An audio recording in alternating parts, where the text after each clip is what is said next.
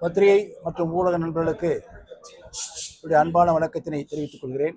2026 நடைபெற இருக்கின்ற சட்டமன்ற பொதுத் தேர்தலில் தேசிய ஜனநாயக கூட்டணியில் தலைமையேற்றிருக்கின்ற அனைத்து இந்திய அண்ணா திராவிட முன்னேற்ற கழகத்தினுடைய பொதுச் செயலாளர் அவர்கள் பல்வேறு எதிர்க்கட்சிகள், ஊடகங்கள், பத்திரிகைகள் விமர்சனம் செய்தாலும் புரட்சித் தலைவி அம்மாவை போல ஒரு குறிப்பிட்ட நாட்களிலேயே கூட்டணி பேச்சுவார்த்தை முடித்து கூட்டணி கட்சிகளில் சுமூகமான முறையில் தொகுதிகளை பங்கிட்டு கொடுத்து அனைத்து கூட்டணி கட்சி தலைவர்களையும் அனைத்து இந்திய அண்ணா திராவிட முன்னேற்ற கழகத்தினுடைய தலைமையில் அமர வைத்து அவர்கள் முன்பாக ஒவ்வொரு கூட்டணி கட்சிக்கும் எத்தனை தொகுதிகள் ஒதுக்கீடு செய்யப்பட்டிருக்கிறது என்பதை மிக அழகாக எடுத்து வைத்தார்கள். அதைத் தொடர்ந்து கூட்டணி கட்சி தலைவர்கள் மகிழ்ச்சியாக ஏற்றுக்கொண்டு அவர்களும் ஊடகங்களுக்கும் பத்திரிகைகளுக்கும் இந்த கூட்டணி ஒரு சிறப்பான கூட்டணி, ஒரு உணர்வுபூர்வமான கூட்டணி, இந்த கூட்டணி மக்களை நேசிக்கக்கூடிய கூட்டணி என்று பத்திரிகைகள் ஊடகங்களையும் அவர்கள் மகிழ்ச்சியோடு தெரிவித்தார்கள். அப்படி ஒதுக்கீடு பின்பு எங்கள் அனைத்து இந்திய அண்ணா திராவிட முன்னேற்ற கழகத்திற்கு ஒதுக்கப்பட்ட தொகுதிகளுக்கு 2 நாளில் 150 சட்டமன்ற தொகுதிகளுக்கு வேட்பாளர்களை பொதுச் செயலாளர் அறிவித்தார்கள். அப்படி 150 சட்டமன்ற தொகுதிகளுக்கு அறிவித்த அத்தனை தொகுதிகளிலும் கழகத் தொண்டர்கள் மகிழ்ச்சியாக அந்த அறிவித்த வேட்பாளர்களை வரவேற்றுக் கொண்டிருக்கிறார்கள். அதற்கு உதாரணம், கிருஷ்ணகிரி மாவட்டத்தில் ஊத்தங்கரை சட்டமன்ற வேட்பாளர், கிருஷ்ணகிரி பருகூர் சட்டமன்ற வேட்பாளர், கிருஷ்ணகிரி சட்டமன்ற வேட்பாளர், நான் ஓசூர் சட்டமன்ற வேட்பாளர் அனைவரும் தொகுதிக்கு வந்து தொகுதி கழக தொண்டர்களை, கூட்டணி கட்சி தலைவர்களையும் தொண்டர்களையும் சந்திக்கின்ற ஒரு மகிழ்ச்சியான செய்தியை, காட்சியை நீங்கள் பார்த்திருப்பீர்கள் என்பதை நான் தெரிவித்துக் கொள்கிறேன். அதிமுக மேல அதிகப்படியான விமர்சனங்கள் திமுக அவங்க கூட்டணி கட்சிகள்லாம் வச்சுட்டு இருந்தாங்க. ஆனா அதிமுக களத்துல வேலையை தொடங்கிட்டாங்க, வேட்பாளர்கள்லாம் அறிவிச்சு. ஆனா திமுக இன்னும் கூட்டணி பேச்சுவார்த்தை முடியல, தொகுதி பங்கீடு முடியல, தொடர்ந்து அவங்க குழப்பத்திலேயே போயிட்டாங்க. திராவிட முன்னேற்ற கழகத்தினுடைய கூட்டணி ஒரு யதார்த்தமான கூட்டணி அல்ல. அந்த கூட்டணியை பொறுத்தவரையில் நிர்பந்தத்தின் அடிப்படையிலே அந்த கூட்டணியிலே பல கட்சிகள் இருந்து கொண்டிருக்கிறது. வேறு வழி இல்லை. ஒரு சில கட்சிகள் பாரதிய ஜனதா கட்சியை சொல்லி அங்கே கூட்டணியில் இருந்து கொண்டிருக்கிறது. ஒரு சில கட்சிகள் வேறு வழி இல்லாமல் அந்த கூட்டணியில் இருந்து கொண்டிருக்கிறது. அதற்கு ஒரே உதாரணம் சொல்ல வேண்டும் என்று சொன்னால், நாங்கள் சிரித்துக்கொண்டே அழுகிறோம் என்று ஒரு கட்சியினுடைய தலைவர் பேட்டியிலே கூறியிருக்கிறார். இன்னொரு தலைவர் தன் கட்சியுடைய தொண்டர்களுக்கும் நிர்வாகிகளுக்கும் வேண்டுகோள் விடுத்ததோடு, எங்களுடைய யதார்த்த நிலைமை இதுதான் என்பதை நாட்டு மக்களிடத்திலே ஒரு தலைவர் தன்னுடைய மனக்குமரலை ஒரு தலைவர் சொல்லியிருக்கிறார். இப்படி ஒவ்வொரு கட்சியிலேயும், அதே போல பொது உடைமை கட்சி கடந்த தேர்தலில் கொடுத்த சீட்டுகளை இந்த ஆண்டும் கொடுக்க வேண்டும் என்று முரண்டு பிடித்தது என்பதையோட நியாயமான ஒரு கோரிக்கையை வைத்தது. அந்த கோரிக்கைக்கு திராவிட முன்னேற்ற கழக தலைவர் செவிசாய்க்காத காரணத்தினால்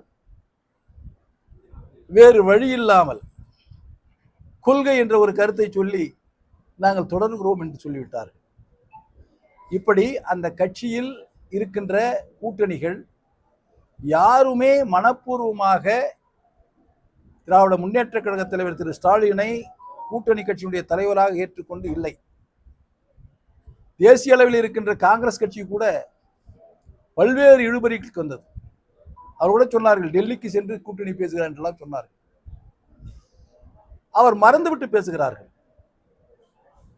திராவிட முன்னேற்ற கழக தலைவர் மறைந்த முன்னாள் முதலமைச்சர் திரு கருணாநிதி அவர்கள் பல நேரங்களில் டெல்லிக்கு சென்று இந்திரா காந்தி அம்மையாரும் சரி, சோனியா காந்தி அம்மையாரும் சரி, அவர்களிடத்திலே உட்கார்ந்து கூட்டணி பேசிவிட்டு வந்த வரலாறுகள் திராவிட முன்னேற்ற கழக தலைவர்கள் மறந்து பேசுகிறார்கள். ஆனால் எங்களுடைய கூட்டணியை பொறுத்தவரையில் மக்களுக்கு நன்மை செய்ய வேண்டும் என்ற சிந்தனையோடு சேர்ந்திருக்கின்ற கூட்டணி. இந்த கூட்டணியில் யார் யாருக்கு எத்தனை சீட்டு வேண்டும் என்பது முக்கியம் இல்லாமல் இந்த தேர்தலில் ஒருவரோடு ஒரு மனதோடு மனதாக இணைந்து உணர்வு பூர்வமாக நாம் வெற்றி பெற வேண்டும்.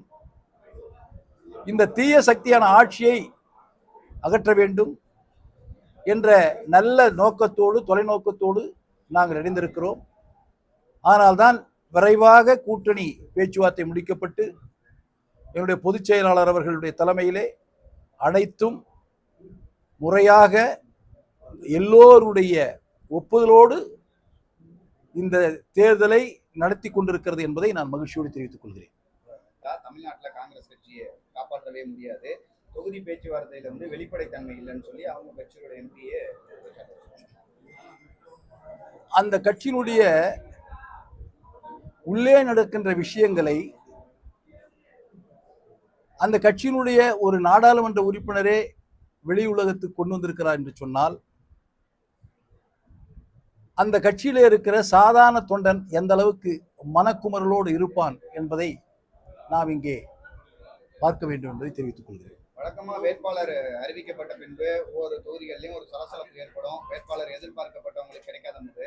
ஆனா திமுக கூட்டணியில இன்னும் வேட்பாளர் அறிவிக்கல. அதுக்குள்ள ஒரு பக்கம் ஜோதிமணி அவர்கள் ஒரு கருத்து சொல்றாங்க, கிருஷ்ணகிரியில இருக்கக்கூடிய காங்கிரஸ் சார்பில் ஒரு தீர்மானமே நிறைவேற்றி இருக்காங்க. அதாவது வெளியூர் வேட்பாளர்களுக்கு இங்கு வாய்ப்பு வழங்கக்கூடாது, வெளியூர் வேட்பாளர்களுக்கு எதிர்ப்பு தெரிவித்து 2 தீர்மானம் அவங்க நிறைவேற்றிருக்கிறாங்க. அந்த கட்சி தான் ஏற்கனவே சொன்னேன், அந்த கட்சியில் இருக்கின்ற கூட்டணி கட்சிகள் ஒருவரை ஒருவர் நம்பாமல்,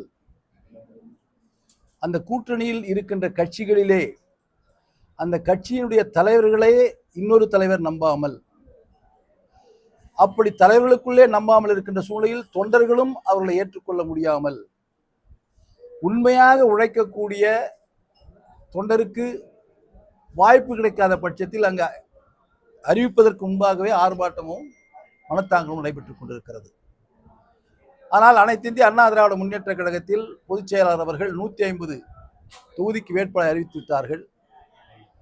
எல்லா தொகுதியிலேயும் அறிவித்த உடனேயே பட்டாசு வெடிக்கிறார்கள், மகிழ்ச்சியை வெளிக்காட்டுகிறார்கள். எல்லா நிர்வாகிகளும் தொண்டர்களும் ஒரு இடத்திலே கூடி புரட்சி தலைவர் எம்ஜிஆருக்கும் புரட்சி தலைவர் அம்மாவுக்கும் இன்று பொதுச்செயலாளர் இருக்கின்ற எடப்பாடிக்கும் வாழ்த்துக்களை சொல்லிக் கொண்டிருக்கிறார்கள். கூட்டணி கட்சி நண்பர்களெல்லாம் வரவழைத்து அவர்களுக்கெல்லாம் இனிப்பு வழங்கி அவர்களோடு இணைந்து மகிழ்ச்சியாக இந்த வேட்பாளர்களை வரவேற்கிறார் என்று சொன்னால் எந்த அளவிற்கு இந்த கூட்டணியில் ஒரு ஒற்றுமை மேலோங்கி இருக்கிறது என்பதை நான் இங்கே சுட்டிக்காட்ட விரும்புகிறேன். அதிமுக வேட்பாளர் பட்டியலை வெளியிட முடியல என்ற ஒரு கருத்து இப்ப பேசப்படுது. அந்த திராவிட முன்னேற்ற கழகத்தில் இருக்கின்ற கூட்டணி காங்கிரஸ் மட்டும் அழுத்தம் கொடுக்கவில்லை,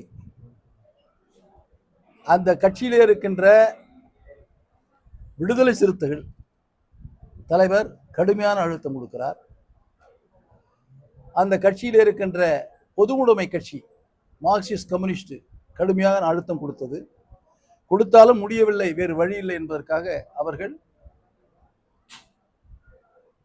அவர் தலைவர் கொடுக்கின்ற சீட்டை அவர் பெற்றுக் கொண்டிருக்கிறார்கள். அதே போல முஸ்லீம் லீக் கட்சியும் அழுத்தம் கொடுத்தது, முடியவில்லை, சரண்டர் ஆகிவிட்டார்கள். இன்னொரு கட்சி புதிதாக இப்போது கூட்டணி சேர்ந்திருக்கிறது, அந்த கட்சியும் இன்னும் முடிவுக்கு வரவில்லை. இப்படி அந்த கூட்டணியில் இருக்கிற ஒவ்வொரு கட்சியுமே முழு மனதோடு அந்த கூட்டணி கட்சியுடைய தலைவராக இருக்கின்ற திரு ஸ்டாலினோடு இணக்கமாக செல்லவில்லை. அப்படி செல்லாத இந்த சூழ்நிலையில் தேர்தலிலும் எந்த கட்சியும் திராவிட முன்னேற்ற கழகத்தோடு கூட்டணி இருக்கின்ற கட்சிகள் இணக்கமாக தேர்தலை சந்திக்காது என்பது இதிலிருந்து புரிகிறது என்பதை தெரிவித்துக் கொள்கிறேன்.